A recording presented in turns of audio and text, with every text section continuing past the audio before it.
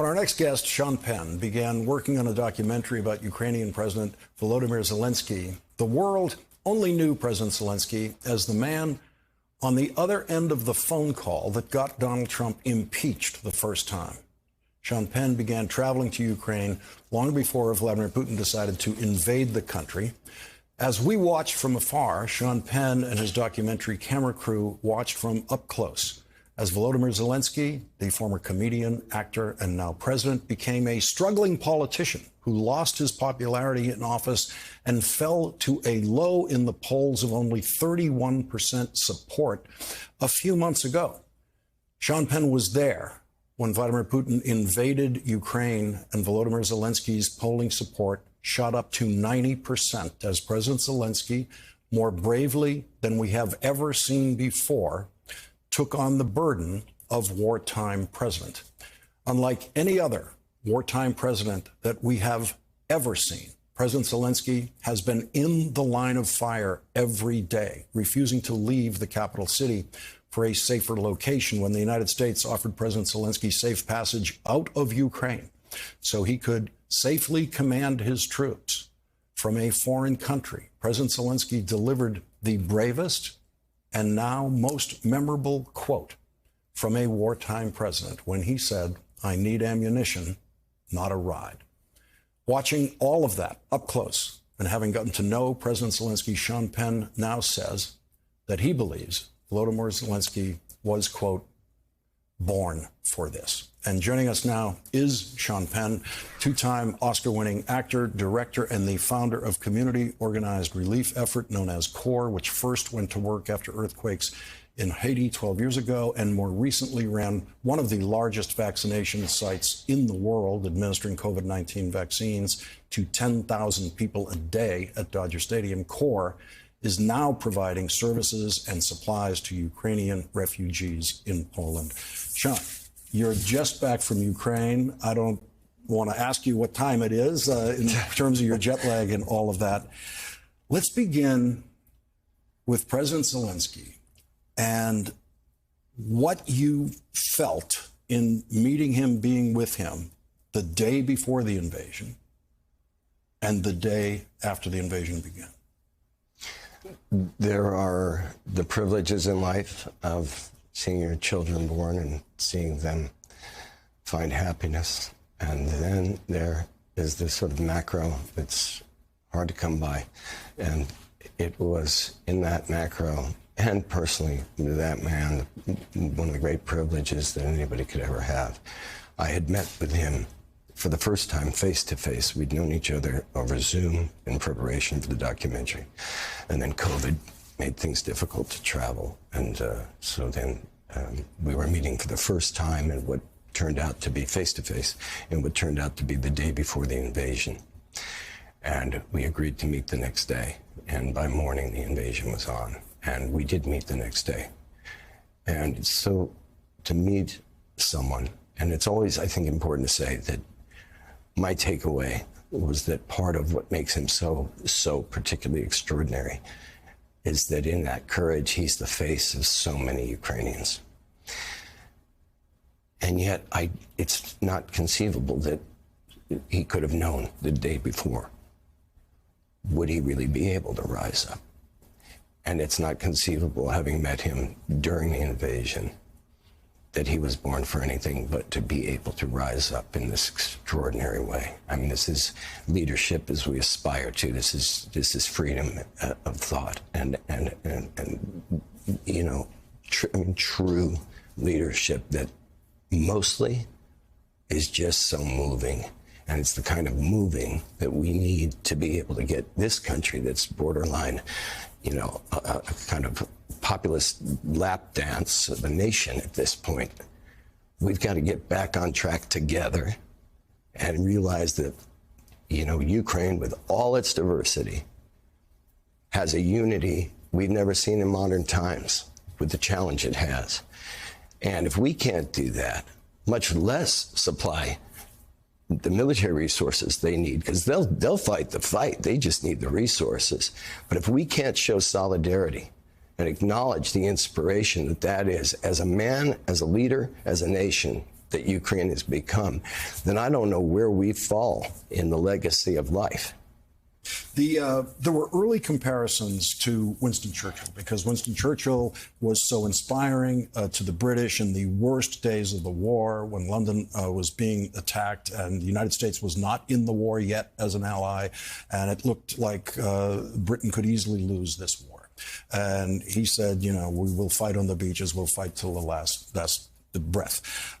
And President Zelensky delivered a similar feeling with a very big difference, that he was actually in the line of fire. Now, Winston Churchill was too in the bombing of London, but he was much more protected.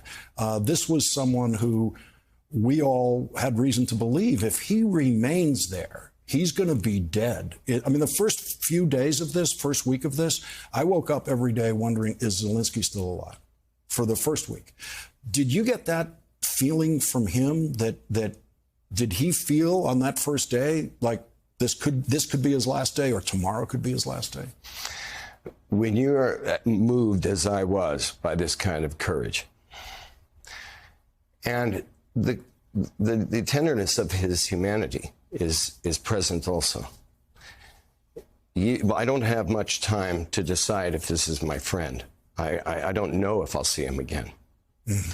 So I decided he's a great friend that I love.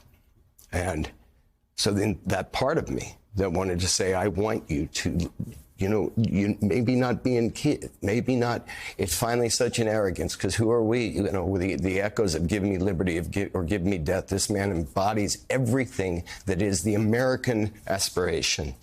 And what an opportunity for all of us to see the living example of what we want to be and be part of creating that and defending it. And we're seeing that he's now one of over 40 million, that this is a kind of unanimous Ukrainian personal response. Talk about the Ukraine you found last November, before, when it was a vibrant country.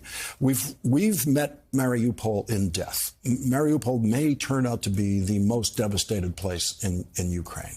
You were there in November in Mariupol. What was that place that you found when it was before there was a whiff of war? Well, Mariupol is a very industrial town, and we'd, come, I think it was a 14-hour train ride from Kyiv, and we went and went down to their front lines in the trenches and met with the soldiers. And, when you first get down there, any industrial town in America, in Ukraine, there's always, you talk about scent in there, there's an industrial scent, there's a thickness you wonder.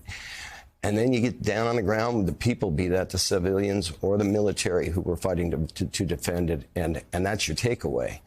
Having been there and met with those soldiers and imagining the horror show that they've seen,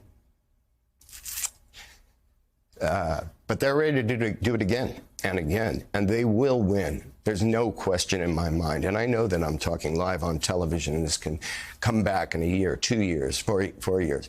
Well, you know what? F me. They're going to win. The question is at what cost? And at what cost are we going to let them pay it is really the thing we have to ask ourselves. And so much has been made about,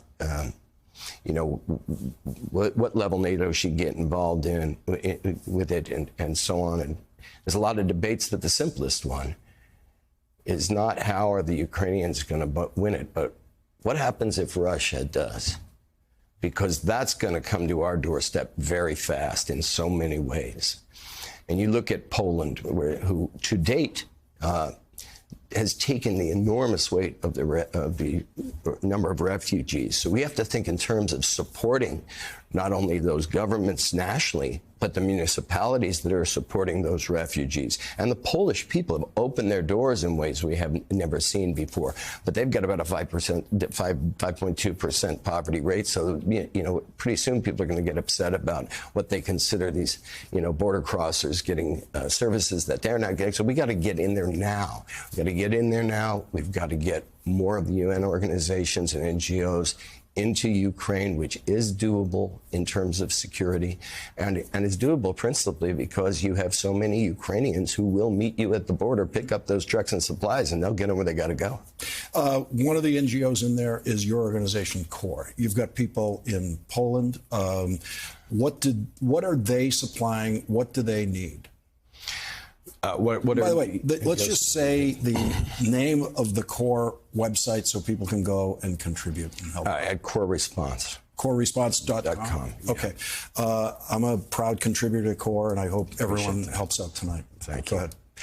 What was the question? What is CORE doing in Poland, and what help do you need with CORE? So we've scaled up from a few foreign staff in Poland, Romania, now also in Ukraine. We're at about 200 people. About half of those, a little over 200, about half of those are Ukrainians who were already living in either Poland or in Romania, and then about half of them are Ukrainian refugees who've come over. I want to say one thing about refugees also is that you have these extraordinarily courageous women who took these children across these borders, not wanting to leave their husbands behind, but doing so in some generally a mutual decision with those husbands for the children's safety. And they're coming to a brand new place and brand new time. So with CORE, we're doing a lot of support on sustainable shelter. There's certainly immediate needs in terms of food and so on. We warehouse out of Krakow on the Poland side, and just trying to push out. And we were in. I went with my colleagues and CORE team to Lviv last week, I think it was. And met with local governance there, and there are very doable routes within the chaos to get what's needed to these people. It's such a unique time because I have lefty peacenik friends calling up saying, but can you get them weapons? Because we'll give you money for weapons. Well, NGOs can deliver up to level 4 body armor. It's certainly a consideration that we're making. I think we're all looking for what the Ukrainians tell us they need most and where they need it.